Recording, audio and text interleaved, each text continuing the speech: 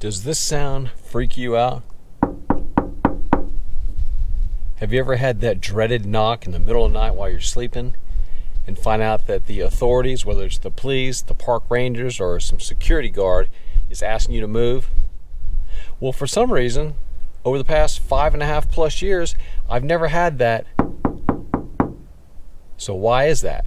That's what we're going to discuss in today's video. So while living in my van for the past 5.5 years, I've only really had 2 incidences where anyone even questioned what I was doing in my van. I'm going to tell you about those 2 incidences towards the end of the video. I remember back when I first started living this lifestyle, I was kind of staying a lot with friends and family in their driveways or on their streets or nearby, familiar places I was very familiar with. One of the first road trips I took was to the city of Austin. There was a meetup I was going to, like an entrepreneur kind of a meetup. And I went to this meetup, and it was about a 3 or 4 day event. So every night, while everyone else was staying in hotels, they all knew I had a van. I was living in my van, and I would find places to stay. Sometimes it was the Planet Fitness, where I'd go into the gym and I'd work out and I'd take a shower and I'd just go sleep in the van overnight. That seemed to work out pretty well at the Planet Fitness location because they were 24 hours. The other thing I was doing was staying at a Walmart. I know a lot of people do that, RVs especially, because it seems like RVs, they'd have a hard time fitting in a community setting, a residential area, or really on the streets in general. They'll really stand out. But my little van, I would go to the Walmart, a 24-hour Walmart in the Austin area, and I would park. I wouldn't park like way back in a corner because after a while you'll end up being the only one there. So what I would do is I would park within like the first 3 or 4 spots right by the front door. So you blend in better because cars are coming and going, and maybe you're not going to sleep as well because people are slamming the doors next to you. But as far as a quick trip to Austin and not knowing the city that well and where the heck do you park, it worked out fine for me at the time. Well, with that being said about the Walmarts, I probably wouldn't stay at a Walmart anymore. Actually, matter of fact, I wouldn't. I know I wouldn't want to stay at a Walmart anymore. I know they offer good lighting and security, and you've got restrooms, and you've got convenience to shopping. But the bottom line is Walmart is private property. I think it's a mistake to park and try to overnight on private property, especially if you're doing it a lot. If you're doing it for one night, you can get away with it, especially if you tell management. But I personally wouldn't park on private property. That's Walmarts, that's shopping strips, things like that. Another mistake is parking on residential streets. If you think you really stand out at a Walmart, try parking on a residential street where there's all regular cars, and here you are with this white van or larger van. You'll stick out like a sore thumb on a residential street, and residences of homes will see you and they'll probably call the police to check you out.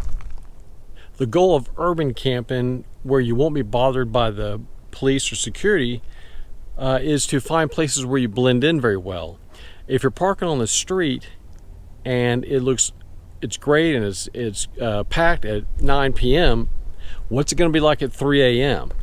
So if you've got like clubs and gyms and grocery stores that you're parking near, 9 p.m. looks great, but when 3 o'clock rolls around and you're the only van or only vehicle out there, you could definitely get a knock on the door. For me, my favorite urban camping is apartment overflow parking.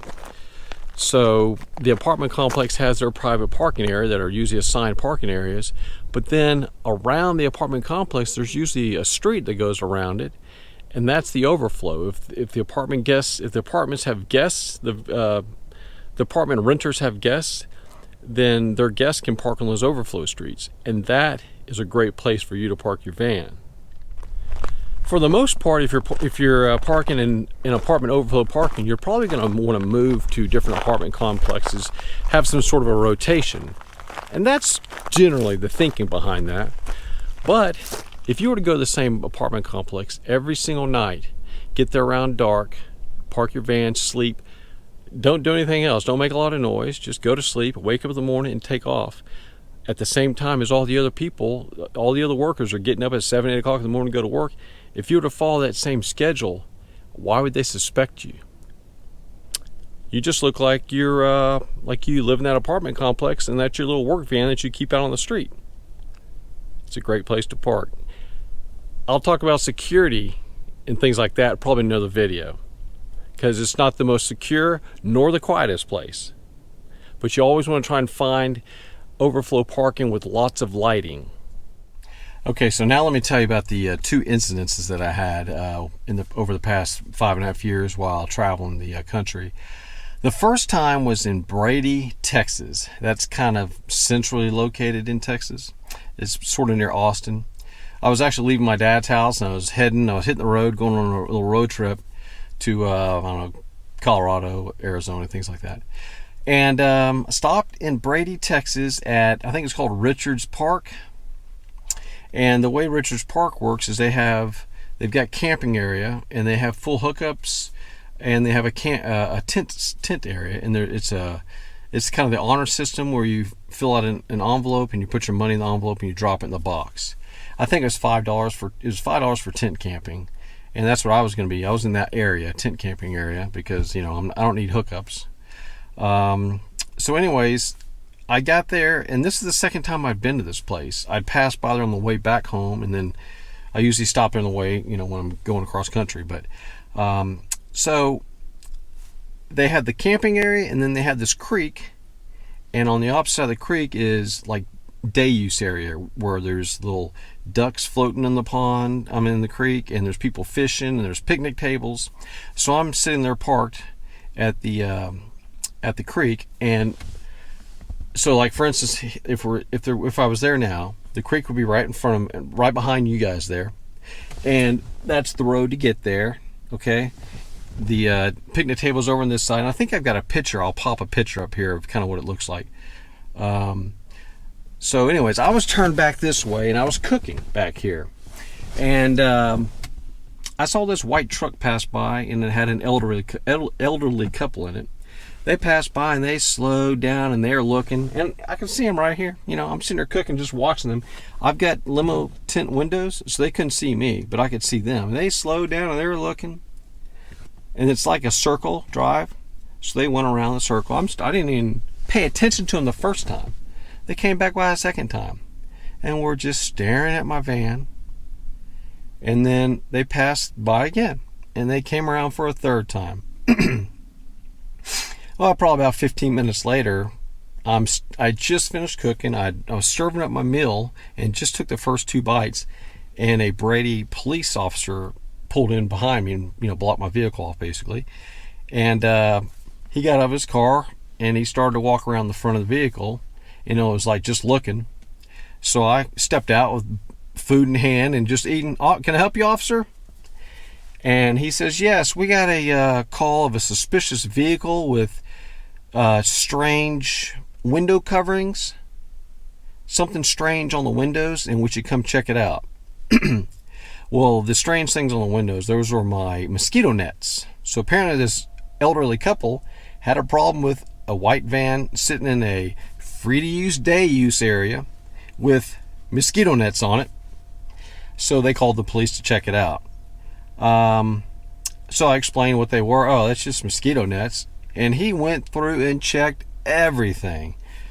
My license, my insurance. He checked the VIN number. He made sure the van wasn't stolen. I mean, anything he could check, he checked.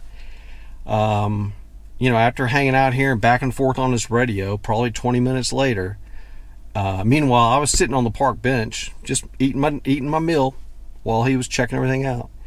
After it was all over, he said, sorry, we're just following up on a suspicious vehicle complaint, shook my hand, and took off.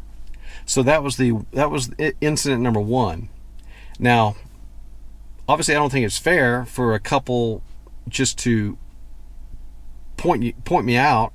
I understand they probably live here, and that was out of the ordinary for them. Now, maybe if I was sitting outside, which I had a chair on the other side of the picnic table that they maybe didn't see, that I was out sitting in earlier watching the ducks and everything. If I would have been outside, maybe they wouldn't have called the police. But They did. Anyways, that was at like 5 p.m. and I had my meal and I cleaned up, and it was starting to get dark, so I moved over into the into the camping area. By the way, I forgot to mention this. When the police officers asked me what I was doing there, I told them I showed him I already had a stub filled out in my $5 for the camping over there. I just had to pull over and drop it in the box. So I showed him, look, I already have it filled out. I'm about to go over there as soon as I'm through eating dinner and it starts to get dark. I'm going over there. So the officer was cool about it. I don't know. Okay, so that was incident number 1. Okay, now, so for the second incident that I had with my van, this wasn't the police, it wasn't a park ranger, it wasn't security. It was just someone challenging me at my campsite, I guess you could say. So I was in Deadwood, South Dakota. I'd spent the day exploring the city, the town, and there was a camping area. I think it's Deadwood on the Hill or something. I'll put up a map or put something up where it was. Anyways, I went up to this camping area. It was during the day. It was like late in the afternoon, but not dark yet. And I found a camp spot that you had to kind of drive up this little hill to get to. And when I got up to the top, there's no one camping there. I did see a pile of wood set off in between 3 trees that were all like sitting there together. And there was like this worn out umbrella covering it. I mean, it looks like it had been left there for months. Anyways, I just assumed no one was there. But just in case someone was camping there, you've got your camping area, and then like there's the road to go out. I was parked way off as far as I can get on the side of the road, just in case it was someone's campsite. So I'm not bothering them. Well, about 1 o'clock in the morning, I hear not just knocking, like pounding on my back window, and I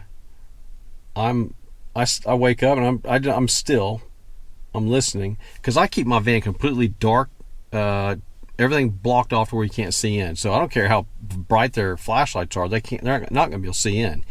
The only way you can tell I'm in here is if I'm moving. It'll make creaks. So I kept still and just listened. They sounded loud, probably drunk at that time of night, and they were saying, hey, anyone in there? Stuff like that. Well, they stopped talking and they weren't banging on the van anymore. Well, first of all, I'm not going to like step out of the van and confront a bunch of possibly drunk people, and I'd rather just get up the front, turn the ignition, and drive off because I had myself facing the exit.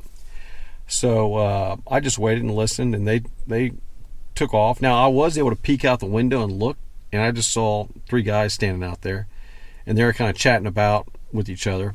Anyways, they started walking down the little, they started walking down the little ramp down there, and I was looking out the window watching them. Well, then I hear 3 motorcycles. These are like motorcycle dudes that were in Deadwood. They were there for the I forget what the big rally's called. Maybe I'll put it down here. Anyways, so they pulled their bikes up over here, and like I said, I was off to the side. So they went over and they parked their bikes right near the fire ring, and they set up 3 tents right there, and they were up for at least an hour and a half, setting tents up and eating and starting a fire and making all sorts of noise. So finally I went back to sleep. I never made a peep. Went back to sleep, and early in the morning, as the sun was coming up, I just kind of moved some things around, got out of sleep mode into driving mode, got in the front, started the engine, and just drove off. So that was my other incident that I've had. So I've only really had 2 knocks at the window, and neither one of them were like police or some sort of official telling me I need to move. So 5.5 years still with parking smartly, staying away from private parking, private streets, avoiding parking where signs say do not park here, do not overnight here.